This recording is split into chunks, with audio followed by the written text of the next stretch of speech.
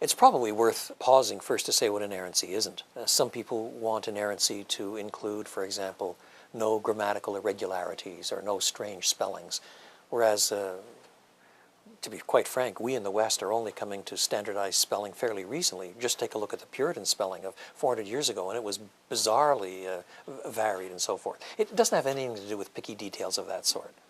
Nor does it address the question whether or not the manuscripts were copied and copied and copied, and therefore sometimes you get copyists making mistakes. It doesn't address any of that sort of question. It's finally tied to one central issue.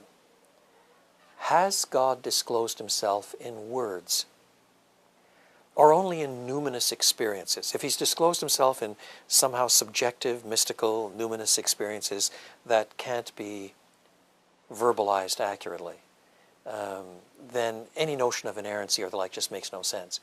But if God, in his mercy, talks to us, if he's a talking God in our language, despite the fact that he inhabits eternity, he speaks to us in Hebrew and in Aramaic and Greek, the languages of the biblical periods, then the question becomes, are his words reliable?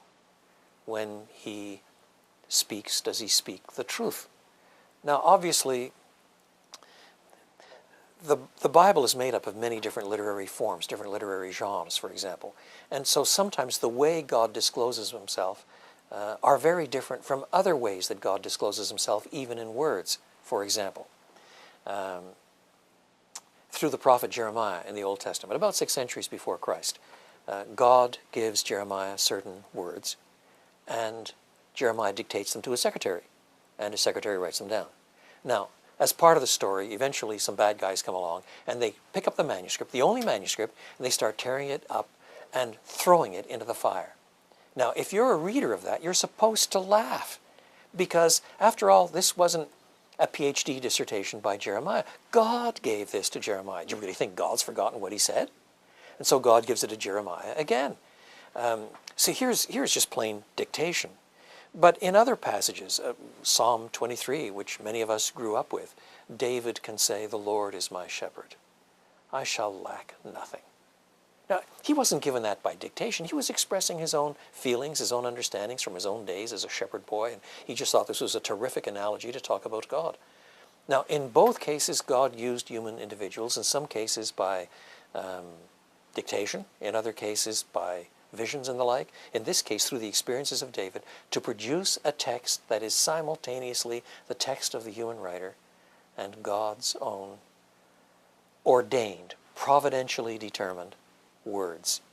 And the question is this God a truth-speaking God? Now, of course, there's lament, and you don't ask the first question about lament, is it telling the truth? But insofar as there is a truth claim in the material, then inerrancy is merely a way of saying that wherever there is a truth claim, in fact, God's words are true. That's all it is. Now, you could also say there are other categories. Is the Bible emotionally evocative? Yes, it is. Is it hugely symbol-laden?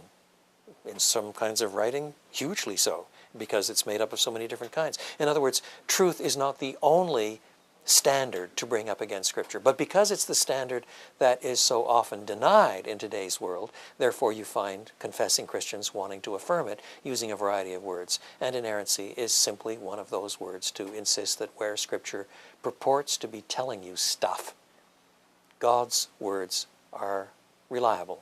They tell the truth. They don't make mistakes. God knows what he's doing. That's what inerrancy is about.